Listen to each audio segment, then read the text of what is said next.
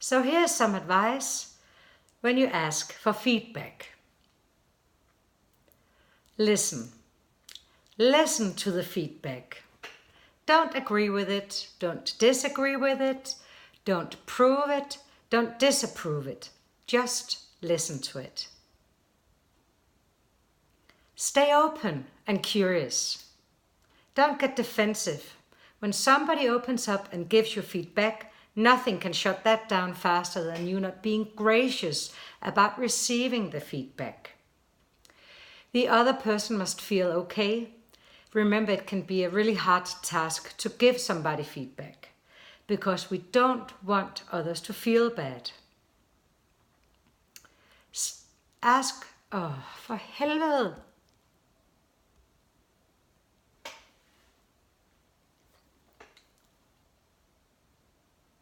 So here's some advice when you ask for feedback.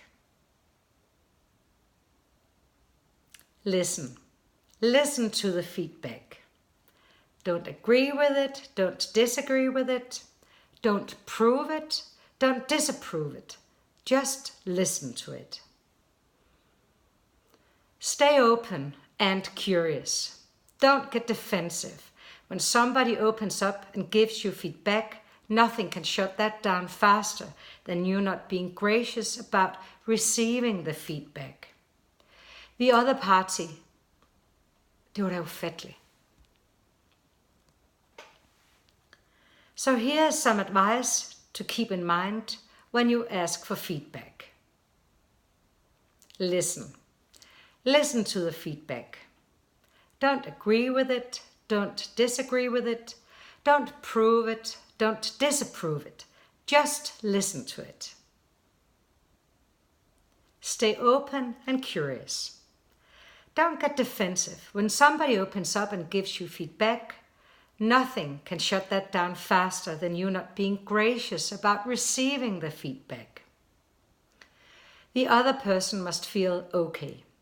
Remember, it can be a hard task to give somebody feedback because we don't want to hurt other people. Ask for clarification or examples.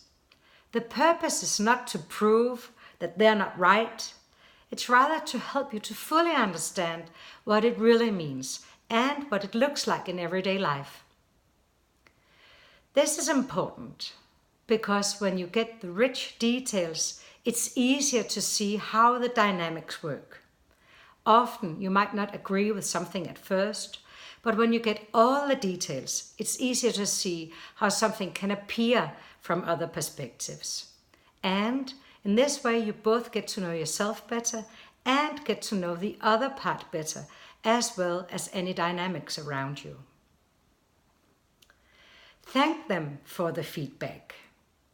It takes time, energy, consideration, and it might take courage for people to give you feedback. Let them know that you appreciate them sharing it with you, or whatever you can genuinely say to them. Take the time to consider the feedback.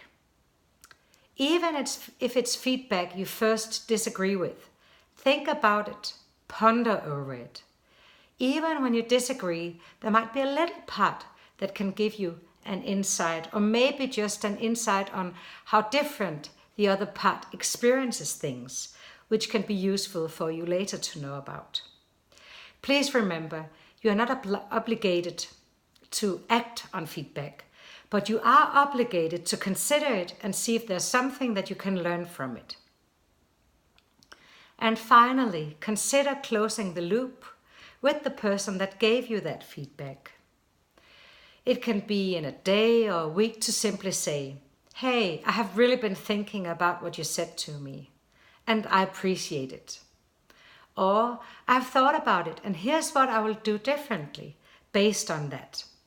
So whatever you can authentically and genuinely say about the feedback that they gave you, close the loop so they know you thought about it and that you will act on it if that's the case. One last thing to consider. You can share your vision or your goals and then ask, if I am or if we are To accomplish this, what is then the smallest thing I can do to make it happen? And also, what could I also change to make it happen? Please write your notes down now to how you will investigate and work with your blind spots or improvement areas. Hit pause to work.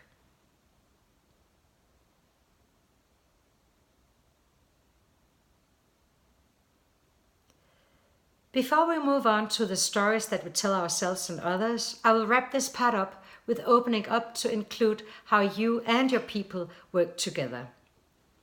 After spending a little time with looking at feedback from our brain's point of view, you might think differently about good feedback and a good feedback culture. In my mind, a good feedback culture is where you and your employees are asking for feedback ongoingly.